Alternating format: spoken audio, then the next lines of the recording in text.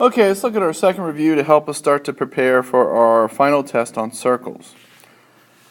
So if you look at example 1 here, most of these are just kind of computational problems where we're trying to find lengths of arcs and angles.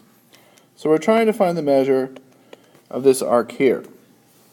Now what I notice is both of these chords are 11, so I know the arcs they intersect are also going to be the same. So if this is x, this one over here is also x as well. We know that this arc is 114. So all three arcs in a circle have to equal 360. So I would start with 360.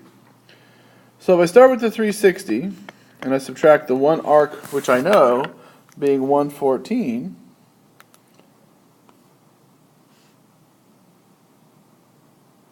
then I'll be left with 246. So these two arcs left over, both these x's have to equal 246 together. So if I simply divide them by 2, I'll get what each arc is, so that's 123. So this arc here is 123, and just for fun we can say this is 123 as well. So if you add all those together, you'll get your 360. So the big theorem we used there was congruent arcs make congruent, or congruent chords make congruent arcs. Okay, this next problem is very similar. So we have this circle, we have one arc of 38, and you notice that these two chords again are congruent. The mark that says these two chords are the same length. So since this arc is x, this one over here is x as well. So the computation of this one will be very similar. So we'll take 360 and we'll subtract the one arc we know. So if I take 360 and subtract 38, I get 322. But then since the both remaining arcs are equal, we'll just take the 322 and divide it by 2. That's going to give me 161. So that would say that this arc here is 161.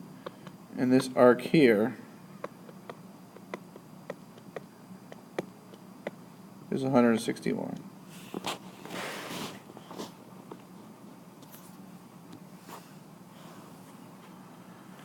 Okay, so the next couple examples deal with an inscribed angle, where we have an angle that starts on the edge of the circle and then goes to the opposite.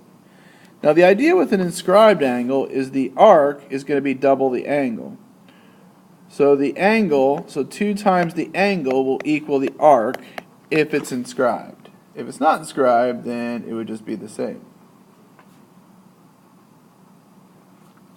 So since in this case we know the arc is 162, the angle is smaller, it is half that size. So we just take 162 and divide it by 2, we get 81.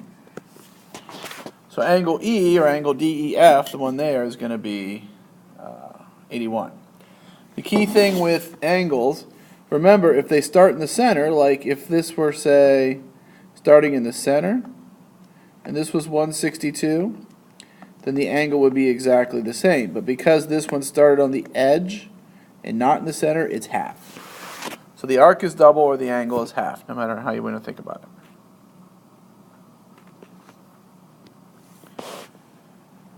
So this one's very similar, except for we have the angle, we want the arc. So since we have the angle here, we know the arc. Now notice we want MP, so we'll have to do a little more work here. So this arc here would be double that, so 62. But it actually wants, in this case, arc MP. So it wants this arc right here, which we don't know. But since this is a diameter, that splits the circle in half, so it's a total of 180. So since both arcs on this side have to equal 180, if I want to find the other one, I could just do 180 minus 62, which will give me 118. So arc MP is 118. And we can only do that because PN was a diameter. It cut the circle in half. If it didn't, we wouldn't be able to use this.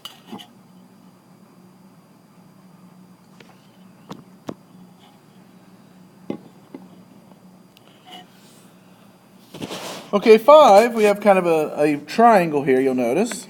We have this triangle, HJK, and we know that 2 of the angles, we know angle J is given by this expression 5x minus 2 degrees, And angle K is given by this expression, 2x plus 8 degrees. And we don't know much about angle H, but we'll see that since angle H is an inscribed angle, it's on the center here, and it goes basically all the way to this edge of the diameter. So since this is a diameter, the arc of this one is 180. So since the arc is 180, the angle is half of 180, so angle H is actually a 90-degree angle. We had a theorem in one of the sections that basically said if you have an inscribed angle that intercepts a diameter, that angle is always a right angle. So now we have these three angles in a triangle, which we know equals 180. So if I take these angles, 5x minus 2 plus 2x plus 8 plus 90, that should equal 180. So now we can just solve this. So I will collect terms on this side. So I have 5x and 2x, which is 7x. I have minus 2. I have 8, which is positive 6. 6 and 90 is 96. Equals 180. So I'll subtract 96 from both sides. So that'll give me 7x. 180 minus 96 is going to be 84. And then I'll simply divide both sides by 7. So 84 divided by 7 is, of course, 12. So x is 12. So again, you had to kind of know that there was a triangle in that triangle, in the circle, and kind of know that one of the angles was 90, then it's just add them up and equal to 180.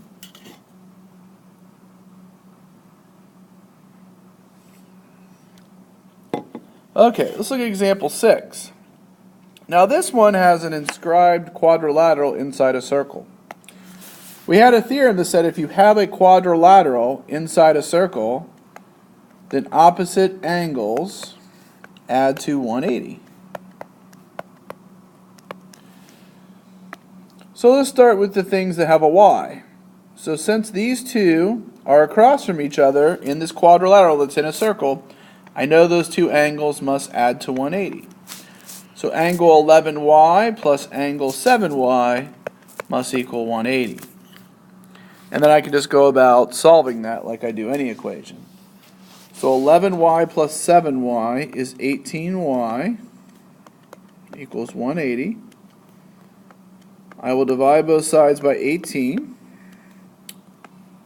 So 180 divided by 18 is going to give me 10.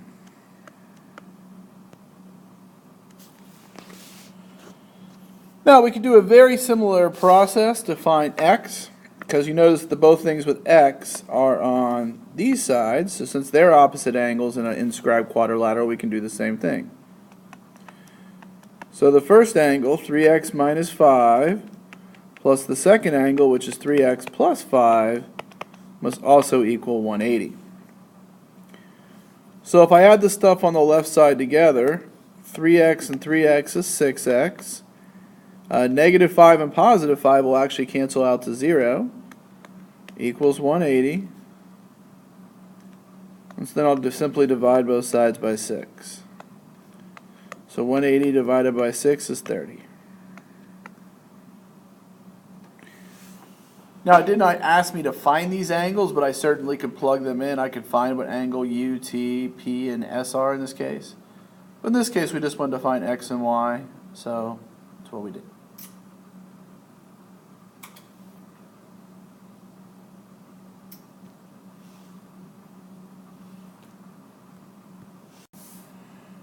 Okay, a lot of these problems on the back have to do with the special tangent, secant, secant, secant, secant, tangent theorems that we talked about in the angle relationship section of our circle chapter. So if I look at this one, what we have is we have a tangent. So PQ hits at one point. So this is our tangent. And then we have this segment, MP, which is a chord, which extends in one direction, but this is definitely a chord. Now the chord tangent theorem said if I have a chord and a tangent that intersect on the edge of the circle, which I do here, then the angle is going to work just like an inscribed angle. So the angle will be half the arc. So if I look at the arc that intercepts the angle, it's this arc here, which is the 198. So the angle 3 is just going to be half of 198. So it's going to be 198 divided by 2, which is simply going to be 99. So angle 3 is 99 degrees because it's half of that.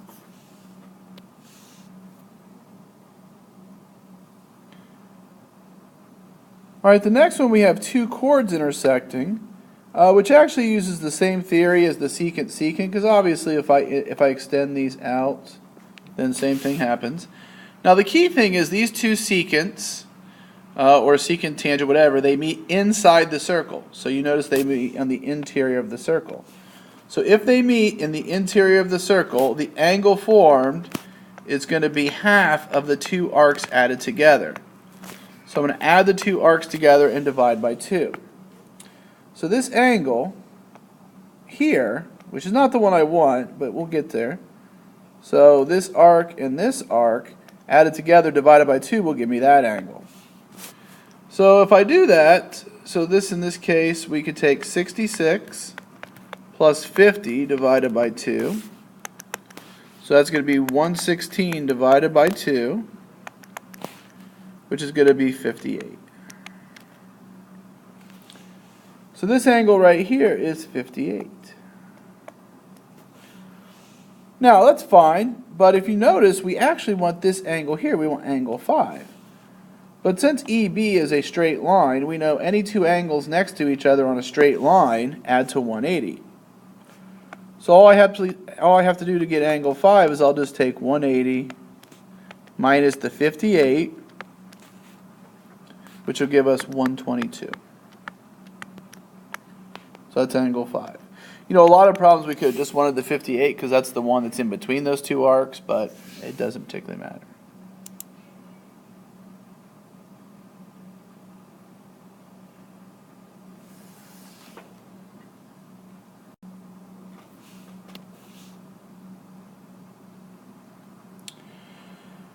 Okay, so this is a little different than the last one because you'll notice in this case, still two secants, but they meet at the outside at this angle R. Now the big thing is if they meet outside, so the angle is going to be equal to the two arcs, but we're going to subtract them. Arc 1 minus arc 2 divided by 2. So if they meet on the inside, we add them and divide by 2. If they meet on the outside, we'll subtract them and divide by 2. So in this case, angle R, which is the angle formed by these two, will be arc 1. We always put the bigger one first so we don't get a negative. So 120 minus 40 all over 2. So 120 minus 40 is 80 divided by 2. 80 divided by 2 is 40.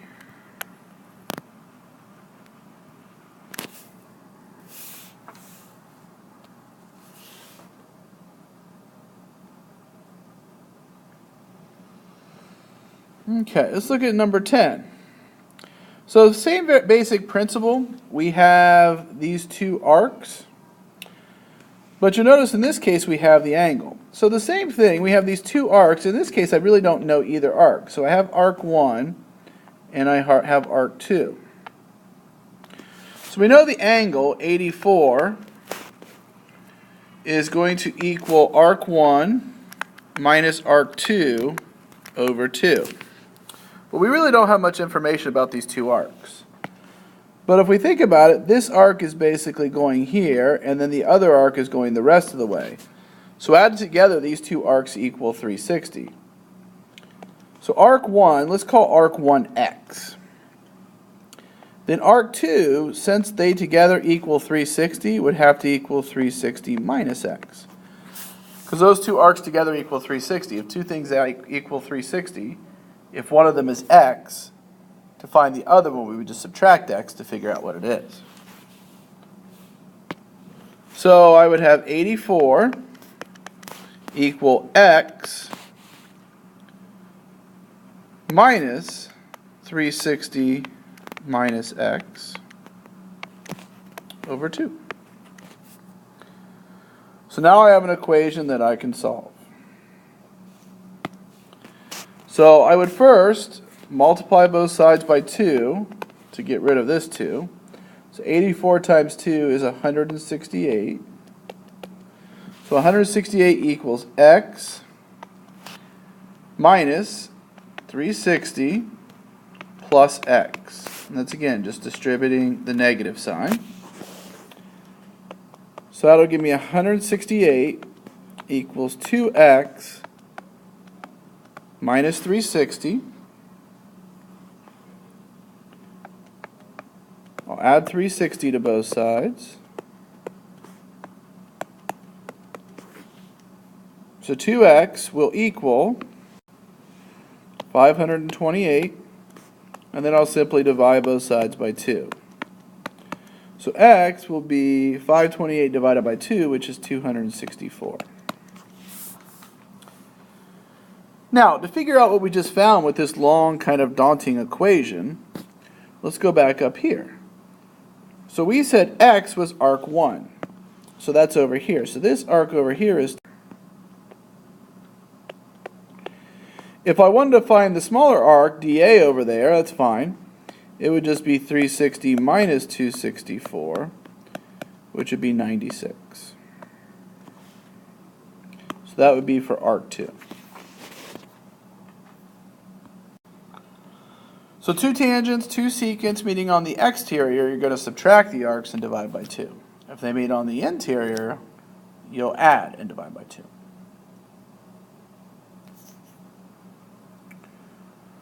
Okay, let's look at our last problem. This is one of those problems that we had that has all these different tangents. So we're going to assume that QP and QR and PR are all tangent, because this is going to look like a circumscribed circle. So what we know about the theorem of tangents, if we have two tangents tangent to a circle, then what we know, both segments are the same. So if I look at QT being 4, then we should know that QU also should be 4. So basically the tangent segments must be congruent. Same thing, if SR is 13 here, then UR also must be 13. Finally, PT, if PT is 9, then PS also is 9. So to solve for x, I know the 2x side is also 9. So I just divide both sides by 2, so 9 over 2 is 4.5. So there's my x. Now the problem also wants to know the perimeter. So the perimeter, we just add up all the sides. So we have two 4s, we have two 13s, and we have two 9s. And we just add these up. So that's 8, that's 26, that's 18. So that's 34 plus 18. And you could obviously use a calculator to just add these. I'm just kind of doing it in my head. And 34 and 18 is 52, I believe. So all the way around this triangle is 52. Alright, so hopefully these two reviews will help you to prepare for our test on circles.